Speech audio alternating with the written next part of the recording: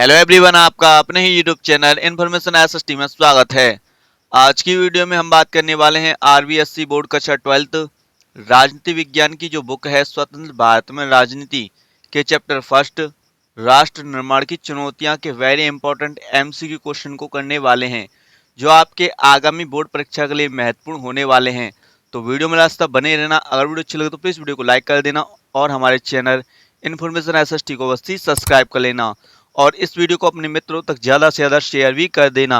अगर आपने यह वीडियो देख ली तो आपके चैप्टर फर्स्ट के सभी एमसीक्यू क्वेश्चन कंप्लीट हो जाएंगे। ठीक है, तो वीडियो में लास्ट तक मेरे प्यारे विद्यार्थियों, पहला क्वेश्चन है, भारत में राज्य पुनर्गठन आयोग की स्थापना कब हुई? तो हमें बताना है कि भारत में राज्य पुनर्गठन आयोग की जो स्थापना है वह कब हुई थी। देखिए, इसके ऑप्शन में है 1950 में, 1970 में, 1953 में या 1947 में। तो आप सभी जानते हो कि भारत में राज्य पुनर्गठन की जो स्थापना है वो ऑप्शन सी सन 1953 में हुई थी। ठीक है, और इसी से रिलेटेड एक और प्रश्न बनता है कि भाषा के आधार पर भारत का पहला राज्य कौन सा बना था? तो आप सभी जानते हो कि भाषा के आधार पर भारत का पहला जो राज्य था वो था आंध्र प्रदेश।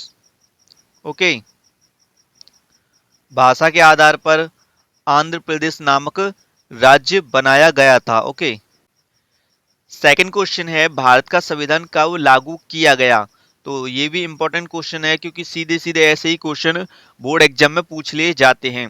तो भारत का संविधान कब लागू किया गया, इसके ऑप्शन देखिए, 14 अगस्त 1947 को, 15 अगस्त 1947 को, 26 जनवरी 1950 को या 26 जनवरी 1949 को। तो भारत का जो संविधान है वो कब लागू हुआ था? तो देखिए, इन दोनों में आपको कन्फ्यूजन हो सकता है। एक है 26 जनवरी 1950 और एक है 26 जनवरी 1949। तो भारत का जो संविधान है वो 26 जनवरी 1950 को लागू हुआ था। तो इसका राइट आंसर है ऑप्शन सी 26 जनवरी 1950। और ऐसे ही एक और डेट है, भारत का संविधान कब अंगीकृत किया गया था? ये भी क्वेश्चन बहुत बार एग्जाम में पूछा जाता है। तो आपको बिल्कुल भी कंफ्यूजन नहीं होना है कि भारत का अगर पूछा जाए कि भारत का संविधान कब अंगीकृत हुआ तो वो हो जाएगा 26 नवंबर 1949 को। अगर पूछा जाए कि भारत का संविधान कब लागू किया गया था तो इसका आंसर हो जाएगा 26 जनवरी 1950 को। तो ये दोनों जो डेट हैं इनको आपको याद रखना है। ठीक है, नेक्स्ट क्वेश्चन है, भारत पाकिस्तान विभाजन के समय भारत में कुल रजवाड़ों की जो संख्या थी वो कितनी थी? जब भारत पाकिस्तान का विभाजन हुआ था तो उस टाइम पर भारत में कुल कितने रजवाड़े उपस्थित थे? आपके ऑप्शन है 560, 565, 570 या 565। तो इस प्रश्न का जो राइट आंसर होगा वो हो जाएगा ऑप्शन बी 565। उस टाइम पर भारत में जो रजवाड़े थे वो 565 थे। ठीक है, तो ये भी परीक्षा की दृष्टि से वेरी इंपॉर्टेंट क्वेश्चन है।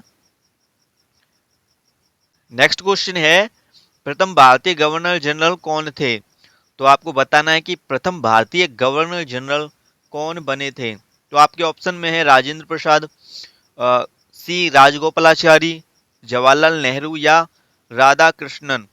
तो इसका जो राइट आंसर होगा वो हो जाएगा option B C Rajagopalachari Bharat के प्रथम गवर्नर जनरल बने थे। ठीक है, तो अगर आपसे कोई पूछे कि भारत का प्रथम गवर्नर जनरल कौन था तो आप बता दोगे सी राजगोपालाचारी थे। ठीक है, नेक्स्ट क्वेश्चन है, हैदराबाद के शासक को कहा जाता है? ये वेरी वेरी इंपॉर्टेंट क्वेश्चन है। ये बोर्ड एग्जाम में कई बार पूछा गया है। तो आप इसे वेरी इंपॉर्टेंट कर सकते हो। ठीक है, देखिए, हैदराबाद के शासक को क्या कहा जाता है? ऑप्शन में है सुल्तान, वजीर आजम, राजा या निजाम। तो आप सभी जानते हो कि हैदराबाद के शासक को ऑप्शन डी निजाम कहा जाता है। ओके, ये वेरी इंपॉर्टेंट क्वेश्चन था, कई बार एग्जाम में पूछा भी गया है। नेक्स्ट क्वेश्चन है, रियासतों को भारत में मिलाने में महत्वपूर्ण योगदान किसका रहा?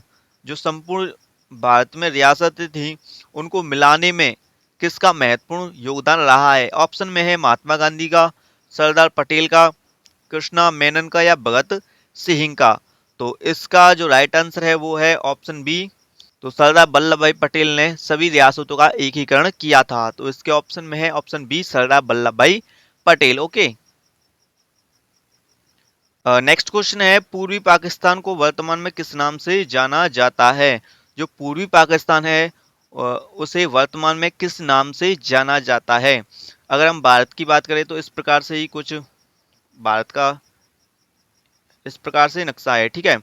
तो इस तरफ जो है ये तो पाकिस्तान हो जाएगा, जो इस तरफ है ये ही पूर्वी पाकिस्तान है, क्योंकि इस साइड तो पश्चिम है और इस साइड पूर्व है, ठीक है। तो इसलिए इसे पूर्वी पाकिस्तान 1971 से पहले कहा जाता था, परंतु आज के टाइम पर 1971 में जब भारत और पाकिस्तान की जंग हुई थी, ठीक है, तो उस टाइम पर पूर्वी पाकिस्तान को पाकिस्तान से अलग कर दिया गया था। तो इसे वर्तमान में ऑप्शन सी, बांग्लादेश के नाम से जाना जाता है, ठीक है। नेक्स्ट क्वेश्चन है, स्वतंत्रता के पश्चात भारत के सामने प्रमुख चुनौती कौन सी थी? जब भारत आजाद हो गया था तो उसके बाद भारत के सामने कौन सी चुनौती महत्वपूर्ण थी? देखिए ऑप्शन में है भारत को एकता के सूत्र में बांधे रखना, ऑप्शन बी है लोकतंत्र को कायम रखना, ऑप्शन सी है आर्थिक विकास करना और गरीबी को समाप्त करना, या ऑप्शन डी उपयुक्त सभी। तो देखिए इसके ऑप्शन में जो ऑप्शन डी है उपयुक्त सभी, यही राइट आंसर हो जाएगा, ठीक है।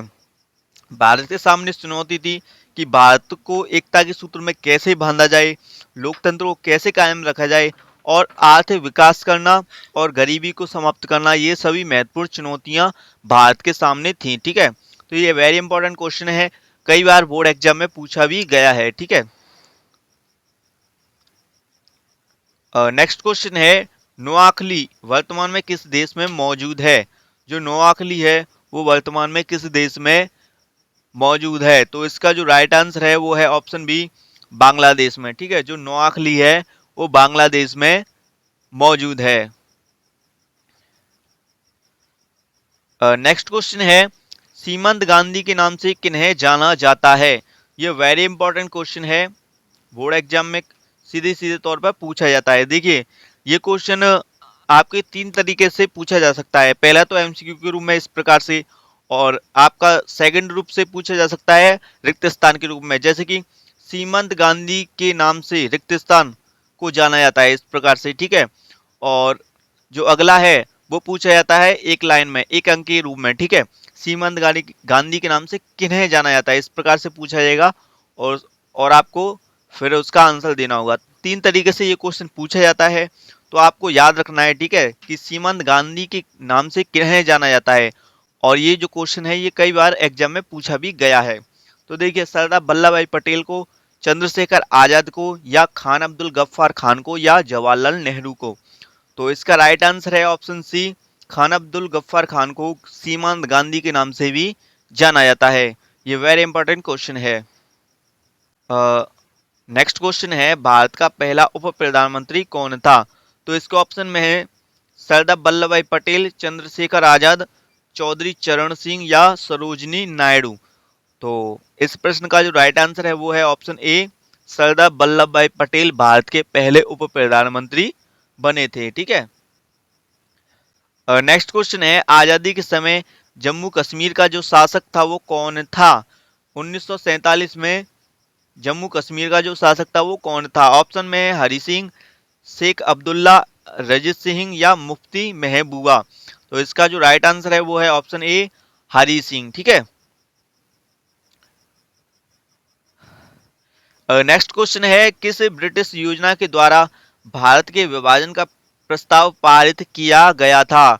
ये भी वेरी इंपॉर्टेंट क्वेश्चन है, सीधे सीधे तौर पर बोर्ड एग्जाम में पूछा भी गया है। देखिए आपके ऑप्शन में है माउंट बेटन योजना, कैबिनेट मिशन योजना, क्रिप्स मिशन योजना, या शिमला प्रस्ताव। तो इसका जो राइट आंसर है वो है ऑप्शन ए, माउंट बेटन योजना के द्वारा ही भारत का विभाजन स्वीकार किया गया था, ठीक है। तो इस प्रकार से जो महत्वपूर्ण एमसीक्यू क्वेश्चन थे वो कंप्लीट होते हैं। आपको नीचे कमेंट बॉक्स में बताना है कि हम अगली वीडियो किस पर लाएं, अर्थात जो पहला चैप्टर, ये ही पहला चैप्टर है, इसके जो 1 नंबर या 2 नंबर के क्वेश्चन है उन पर लाएं, या फिर सेकंड चैप्टर जो है उसके एमसीक्यू को कराएं। तो ये सभी आपको नीचे कमेंट बॉक्स में बता देना है। जो ज़्यादा बच्चे चाहेंगे वो ही हम लेकर आएंगे, ठीक है। अगर आपको वीडियो अच्छी लगी हो तो प्लीज़ वीडियो को जरूर लाइक कर देना, और हमारे चैनल इन्फॉर्मेशन एसएसटी को अवश्य सब्सक्राइब कर देना। अगर आप सब्सक्राइब नहीं करोगे तो हमारी वीडियो आप तक नहीं पहुंच सकेगी। अगर आपको पॉलिटिकल साइंस में अच्छे अंक लाने हैं तो आप हमारे चैनल को अवश्य सब्सक्राइब कर ले, ठीक है। और इस वीडियो को अपने मित्रों तक ज़्यादा से ज़्यादा शेयर भी कर दे।